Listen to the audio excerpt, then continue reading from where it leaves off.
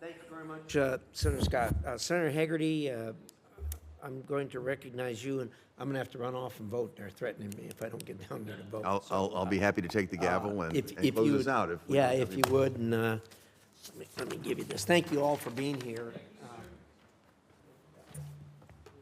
Look forward to voting on you in the not-too-distant future. So thank you so much. Thank you, Mr. Chairman. Mr. Rose, I'd like to start with you, if I might, to talk about something of great interest to me and a great example, and that is the ability to forge trilateral relationships with the U.S. and allies. I had the opportunity to work with you during the first Trump administration. I got to see you in action, and I still have great admiration for your skills. And one of the things I thought was quite unique was your ability to forge relations between Poland and our ally Israel. I'd like for you to talk with us about how that unique experience might have informed your skills to become ambassador, and frankly, how that serves United States interest. Well, thank you very much, Senator. And again, thank you for your remarkable leadership, your tenure as our ambassador to Japan, and now your service to the people of Tennessee and this United States Senate.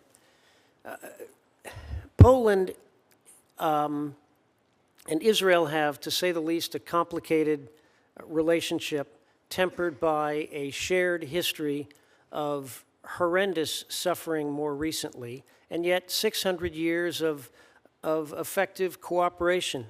One of the issues that seems to predominate American interest in Poland is the question of so-called Holocaust restitution, the matter that refers to properties from Holocaust victims that have been expropriated or either completely disappeared. And it's an important issue, I understand that, but I think it's very, very important for all of us to remember just who the victim is. Poland was not a perpetrator of the Holocaust. Poland was a victim of the Holocaust. The Polish people, the Polish army, the Polish state, the 22 countries that Nazi Germany either occupied or co-opted through puppet regimes, the only one that was conquered and never surrendered was Poland. The Polish government removed itself to London, where it served in exile, commanded over 100,000 Polish troops during the war, long after the occupation and collapse of Poland. They fought heroically in Italy. Major General Hugh Dowding, head of the RAF, said that if it wasn't for Polish pilots in their squadrons, Britain would have lost the Battle of Britain. Poland was the only combatant in all the world that fought in the Second World War from day one to the very final day. And Polish-Israeli relations are of critical interest to me. I believe that I can help begin a process of reconciliation. Both peoples are extremely sensitive. The Poles, if I can put it none too politely, have been given a terribly bum rap by social history and accepted norms, that somehow because 3 million Jews were murdered in Poland, that it was somehow Poland's responsibility. It was the Nazis, it was the Germans, it was their auxiliaries. Israelis need to better understand that. Poles, I think, need to better understand Israeli sensitivities. These are two hugely important allies of the United States.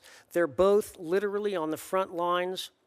Israel currently facing a 7-front war.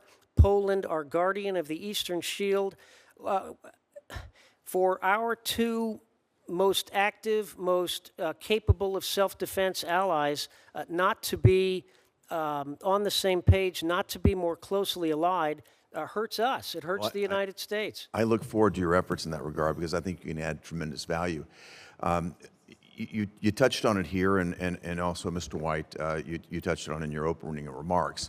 Something that's also a great concern of mine is foreign military sales.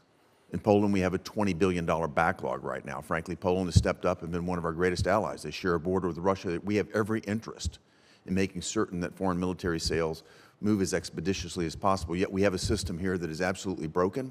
It's inefficient. You talked, Mr. White, about $1 billion commitment that the Belgians are making to again, more foreign military sales. This advances our interoperability, advances our national security interest, and I would just like to encourage all of you, to the extent that you have an opportunity to touch on this, to work with me, to work with our team, and work with the State Department to try to reform this broken system. Senator, if I may, thank you very much for that point, and I do look forward to working with you if confirmed. And I have to say this, otherwise I'm going to get in trouble because you're from the great state of Tennessee. My brother-in-law is sitting behind me, and he and his mother, Bob and Lynn Henningsen, and his brother, Christian, proud Tennesseans, and have a great feeling for you, sir. Thank you. Thank you very much. And Mr. Evans, I look forward to working with you. I chair the subcommittee on State Department management. The chair mentioned earlier the situation with the evaluation system, the personnel system at the State Department. I can tell you from firsthand experience, it needs a serious overhaul. And I look forward, I appreciate your remarks, and I look forward to working with you in your new role, and I hope that you'll make an appointment to come by and see me soon if you're confirmed. Thank you, Senator. I will do that. With that, I'll recognize the senator from Texas. Thank you, Mr. Chairman. Welcome to each of you. Congratulations on your